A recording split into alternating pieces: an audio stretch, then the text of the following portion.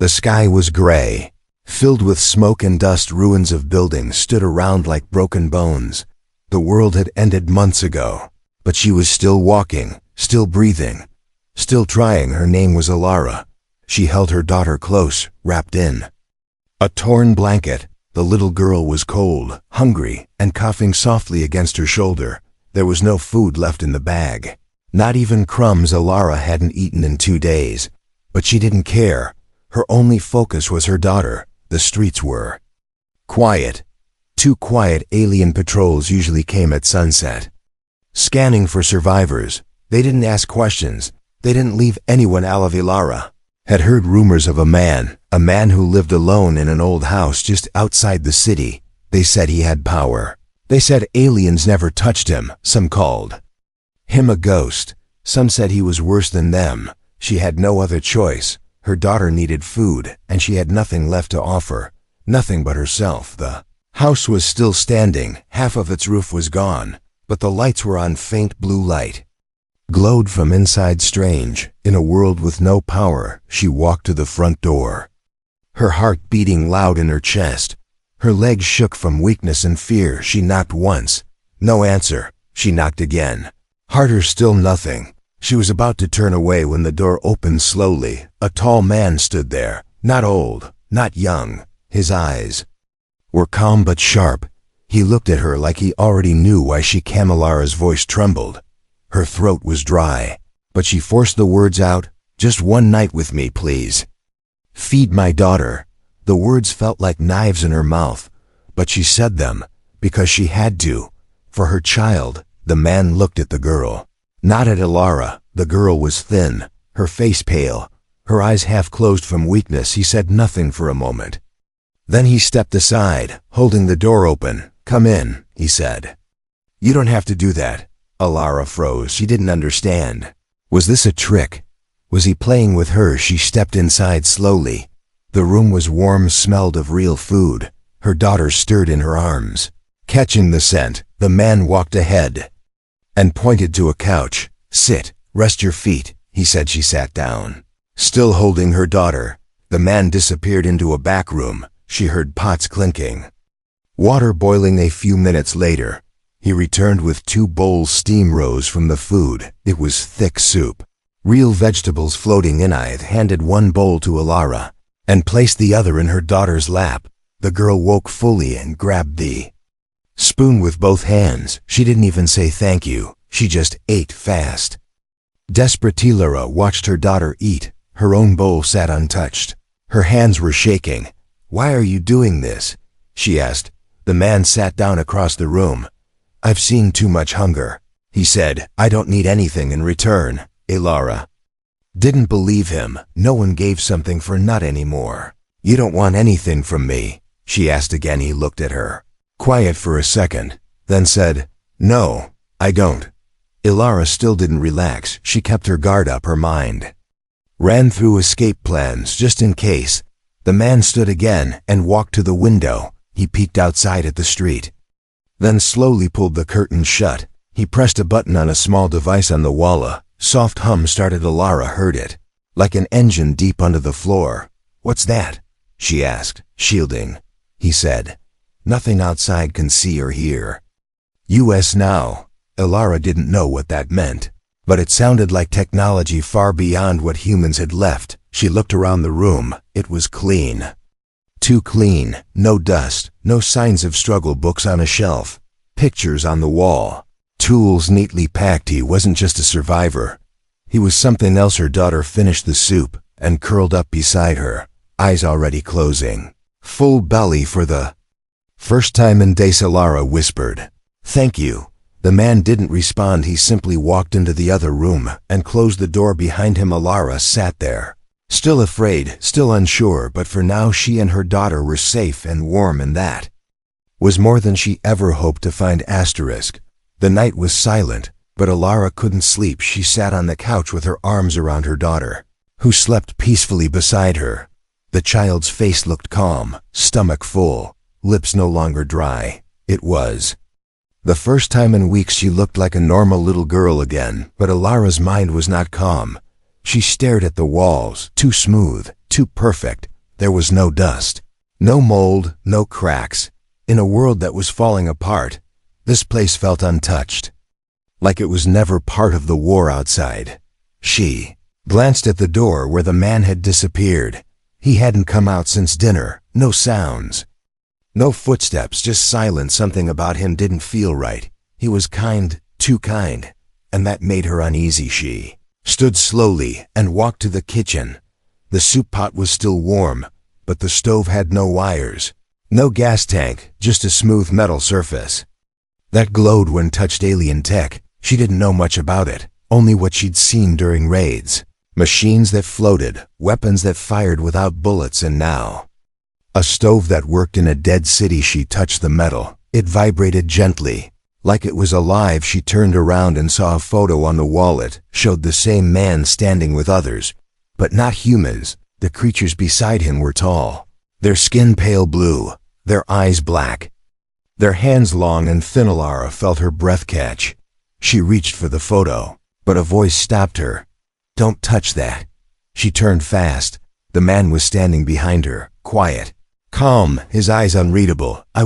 She began, curious. He said, walking closer. "I know." Alara stepped back. Her hand went to her daughter, still sleeping on the couch. The man didn't move. He looked at the photo, then back at her. "You're not like us," she said softly. "Are you?" He didn't answer. Instead, he walked to a cabinet and opened it. Inside was a metal box, glowing with blue lines. He pressed it. The hum returned, and a screen appeared in the air. Floating, it showed the outside streets.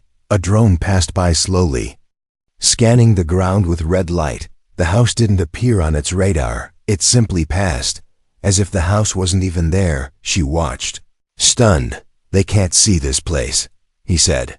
"I made sure of that." "Who are you?" she asked. Again, voice sharp this time. "You speak their language, use their tech, live like them. But you help us. Why?" He didn't answer at first. He sat down on the floor, leaned back against the wall. "I was one of them," he said finally. "Not by birth, but by design." Alara didn't understand. "They raised me," he continued. "Took me when I was a child, changed me, trained me." His voice was steady, too steady. "They taught me to destroy, to erase what made me human. But something stayed." He looked at her daughter now, sleeping peacefully. "I saw too many faces like hers vanish, and I couldn't do it anymore." Alara stayed silent. Her heart pounded not with fear, but with confusion. "You saved us," she said. "But why now? Why me?" The man stood again. "You knocked on my door, not for yourself, but for her. That matters more than you know." He turned off the screen. The room dimmed again. Then he picked up the photo she'd almost touched.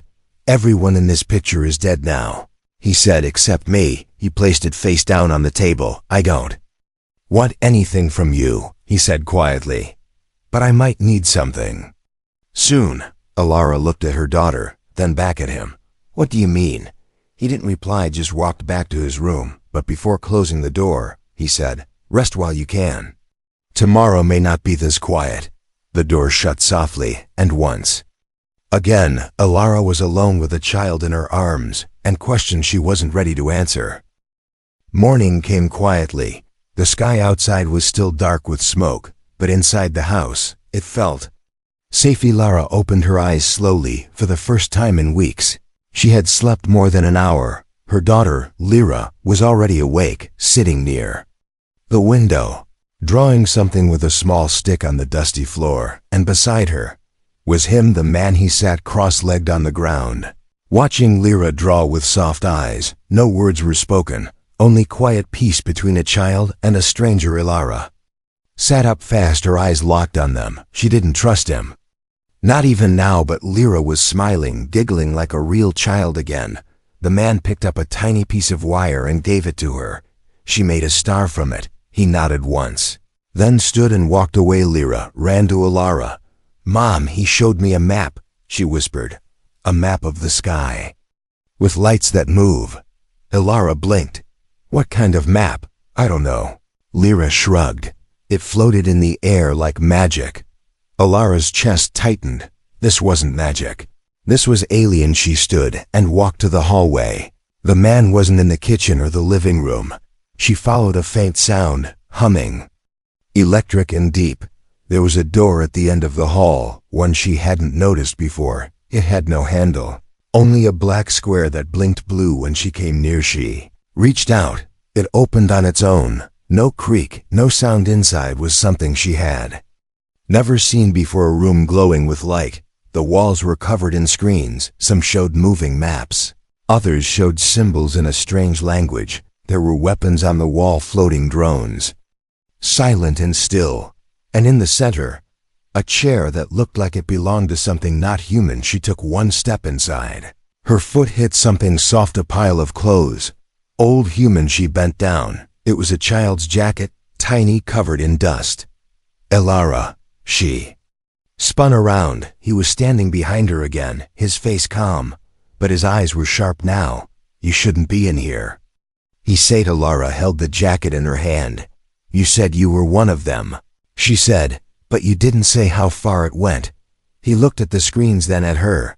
I was raised by them, he said, but I didn't forget who I was. She held up the jacket. Whose was this? The man walked closer. 12 children lived here before you came, he said quietly.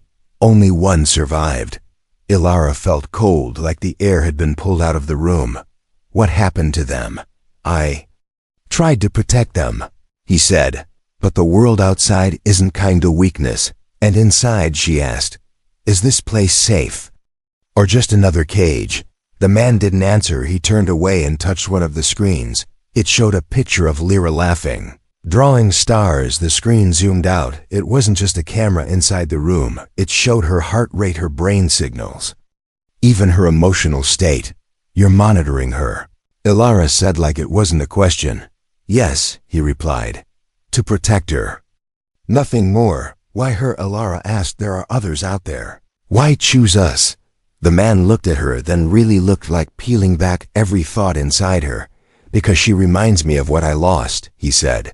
And you remind me of who I used to be. He stepped forward, held out his hand.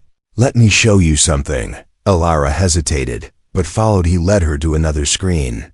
This one showed a map of Earth. It glowed red in most places. Small green dots blinked slowly. Only 3. These are the last free zones left, he said. Human strongholds, hidden from the alien eye. He pointed to one. Here, he said. I'm planning to take you there. But I need time. Elara looked at the map, then at him. You're planning something big, she said. This isn't just kindness.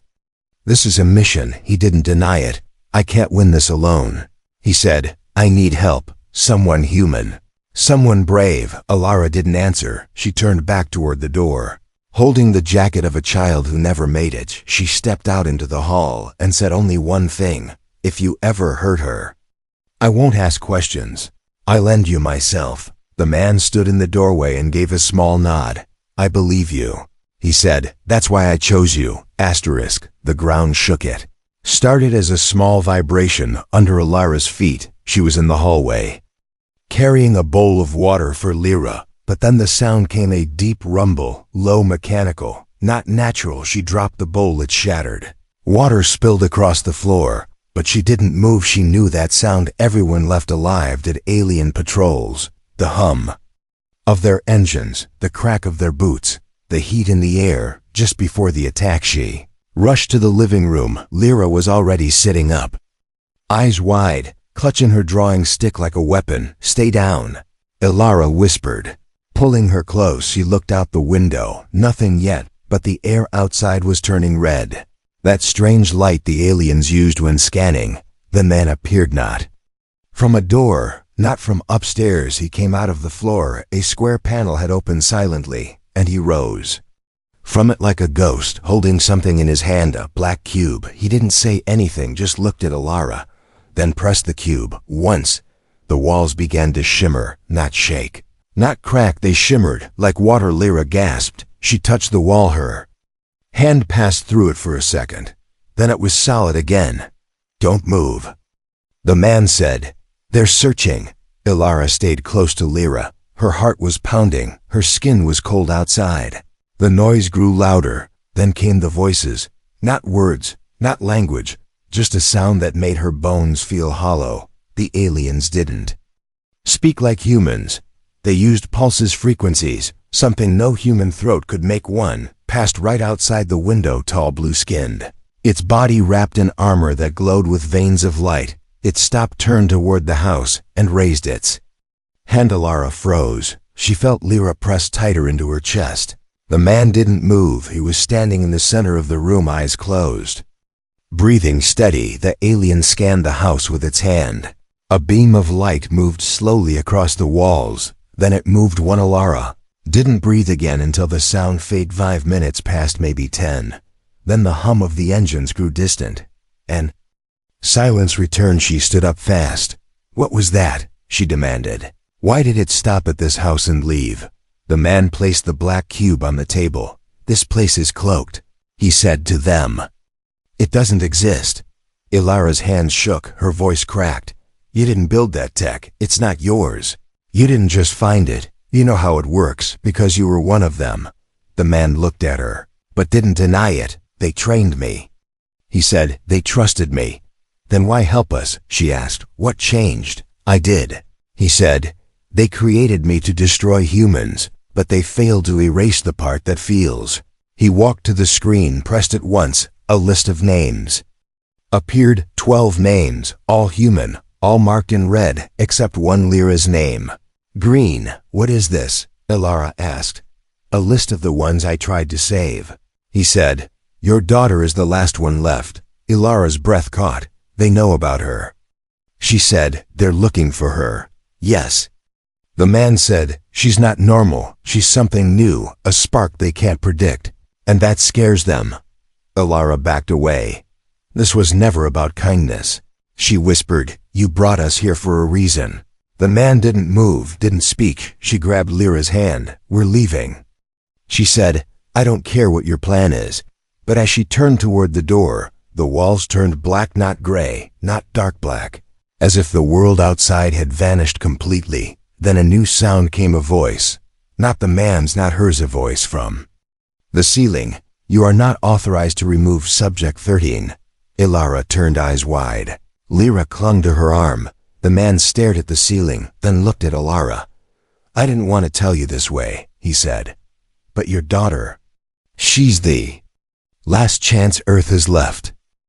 The voice from the ceiling faded. The room stayed black, like the house had been swallowed by the void. Ilara stood frozen. Lyra held her hand tight.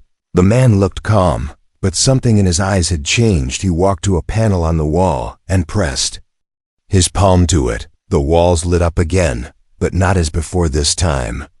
It wasn't a house. It was a lab. The walls were metal. The air smelled like wires and chemicals. The couch was gone, replaced by a table with straps. Ilara stepped back fast. What is this? She said, her voice shaking. The man didn't answer. Instead, he touched the screen again. A video played. A baby, her face small, eyes closed, a breathing mask over her mouth. Alien scientists stood around her, but one of them wasn't an alien. It was him, younger, colder, wearing a black uniform. Ilara stared at the vase screen, then at Lyra, then at him. Is that her? She whispered. He nodded. She wasn't born like other children. He said, she was built a hybrid. Ilara felt her knees weaken. She sat down slowly. Lyra climbed into her lap. No. Ilara said, that's not possible. I gave birth to her. I carried her. I felt every moment. The man stepped closer. You did carry her, he said, but they planted her inside you without your knowledge. They erased your memories from the early months. They chose you because of your DNA, your survival, your emotional strength. Ilara felt sick. She looked at Lyra, so human, so sweet, so hers. She's not a weapon. Ilara said, she's my daughter. She's both, he said, and that's why they fear her, because she was supposed to obey them, but she doesn't. She feels. She thinks for herself. Lyra looked up. Am I not real? She asked. Ilara held her tighter. You are more real than anyone I've ever known. She said, you are mine. The man's voice lowered. There's something else. The reason I brought you here. He walked to another part of the room. Opened a drawer inside was a small glowing sphere. He held it up. This holds the command key. He said, if placed into the core of their main ship, it will send a pulse that disables their mind-link. Every alien soldier will lose direction. They will fall. Like statues. Ilara looked at the sphere, small, smooth, beautiful, and deadly. Why don't you do it yourself? She asked. I'm already known to them. He said, my face, my signature, everything. If I go near the ship, I'll be vaporized in seconds. Ilara stared at him. So you want me to go? No. He said, shaking his head. I want her to go. Silence. Ilara felt something inside her break. No. She said, she's a child. She's not part of your war. The man walked slowly to Lyra. He knelt down. I don't want her to go either, he said. But the ship will only open to someone carrying her signature. She was made for this, and only she can reach the core. Ilara stood up. No, you used us. You knew from the start. You let me think this was about kindness, but it was always about control. He looked up at her. I chose you. He said, because I knew you'd protect her. Because you're the only one who can give her a choice, not a command. Ilara turned to Lyra. The little girl's eyes were full of questions, fear, but something else too, understanding. I can do it. Lyra said softly, I don't want other kids to hide like I did. I want it to stop. Ilara knelt down, held her daughter close, not because he said so. She whispered, only if you want to. Lyra nodded once. I want to save the world. Mom. The man placed the sphere in her hands. It fit perfectly, as if it had been waiting for her all along. Then he looked at Ilara. When she enters the core, he said, she'd be safe for 5 minutes. After that, the system will collapse, and the ship may fall with her inside. Ilara's heart stopped. You said she'd survive. I said she could save us. He replied, but I never promised she'd return. Asterisk. The sun was hidden behind smoke. Skies were never blue anymore. Ella walked fast, holding Lyra's hand. The man followed behind them. His backpack was full of tools, weapons, and the map. They had left the house at dawn. No goodbyes, no promises, just silence. The path to the alien ship was long. It stood in the center of the old capital, once a city of life, now a metal grave. Everything between here and there was enemy ground. They had only one rule: don't be seen. The streets were empty. Buildings looked like broken teeth, black vines. Alien machines moved slowly along walls, scanning feedings. Ilara pulled Lyra into a tunnel. They ducked behind debris, waited for a drone to pass her. Heart beat like a drum. Lyra said nothing, her eyes focused. She wasn't the same little girl who drew stars on the floor. She was quiet, determined, and that scared Ilara more than the war. After hours of walking, they found shelter under an old parking garage. The man checked the map. We're close, he said. One more zone to cross. Ilara looked at the glowing city ahead in the distance. The alien ship floated above the ruins, huge, silent. Its lower half pulsed like a heart. Lights blinking in patterns only machines could understand. It's beautiful, Lyra said softly. Ilara didn't answer to her. It looked like death. Night came fast. They built no fire. A small heater from the man's bag kept them warm. Ilara sat beside Lyra, watched her sleep, then whispered to the man, she's just a child. She's more than that, he said. She's hope. Ilara shook her head. Hope dies when people are used like tools. The man said nothing. He closed his eyes, but didn't sleep. Just before sunrise, they moved again. They crossed an open street. A flash of metal caught Ilara's eye. Too late, a blast hit the wall behind them. Heat swept past her face. They ran. Drones dropped from above. One fired again. The man jumped in front of them, took the hive, fell. Ilara screamed, but he pointed to the left. Run. Go to the station. She grabbed Lyra's hand and ran. Her legs burned. Her lungs begged for air. She reached an old subway entrance. Rusty doors, half open. She pulled Lyra inside, turned back. The man wasn't following. He was still on the ground, drones circling him. Then everything went still. A blue pulse spread from his chest. The drones froze one by one. They fell from the sky. He had activated something, a weapon. But he didn't rise again. Alara stood at the edge of the tunnel, tears in her eyes. Lyra pulled her forward. "He saved us," she said. "He bought us time." They walked through the tunnel. Dark, wet echoes of their footsteps filled the silence. Then they saw an elevator shaft, covered in alien symbols, still working. The ship was above them. Close, too close. Lara pressed the sphere into Lyra's hand. "You don't have to do this," she said. "I want to," Lyra replied. "For everyone who can't." Alara hugged her tight, like it was the last time. Then she opened the elevator door and watched her daughter rise into the light alone. The elevator rose without sound. Lyra stood alone, the sphere in her hand pulsed gently. It felt warm, like a heartbeat above her. The ship waited, watching as the doors opened. She stepped into a world not made for humans. The floor was glass. Beneath it, endless light flowed like rivers, walls breathed. Alive, the ship felt like it was listening to her thoughts. A voice greeted her. It wasn't loud. It wasn't soft. It just was. Subject 13. Welcome home. Lyra didn't answer. She walked forward. Her small steps echoed like thunder at the center of the ship. She saw it. The Korea floating engine of light, turning slowly. Wrapped in energy, a platform rose beneath her feet, carried her toward it. "Return the seed," the voice said. "Complete your design." She looked down at the sphere in her hands, the one the man gave her. It was glowing brighter now. She remembered his voice, his eyes, his words. "You can choose." She remembered her mother's arms. The fear, the love. Lyra stepped to the edge of the platform. The machine opened, waiting.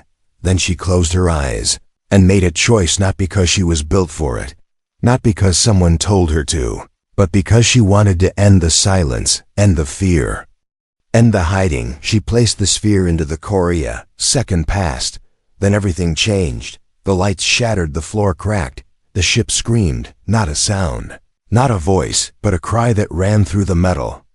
The walls, the sky below. Ilara felt the tremor. She ran from the tunnel, stood in the open, eyes wide. The ship above was falling. Its lights flickered. Its wings broke apart. A fire began at the edges, but no one else was chasing them now. No drones, no sounds, just wind and light. Then the ship exploded, not with fire, but with silence. It crumbled like dust and scattered into the clouds. Ilara fell to her knees. Her hands covered her mouth. She didn't cry. She didn't scream. She just waited, eyes locked on the sky. Then a shadow moved in the light, small, slow, falling. Capsule metal round it crashed into a nearby field. Ilara ran faster than she ever had. She reached it, hands shaking, pulled the hatch open. Smoke poured out. Then a cough, a tiny voice. "Mom." Lyra was inside. Ilara pulled her into her arms, held her, like she would never let go. They didn't speak. They didn't need to. The sky above them cleared. For the first time in years, real light came through, warm, pure.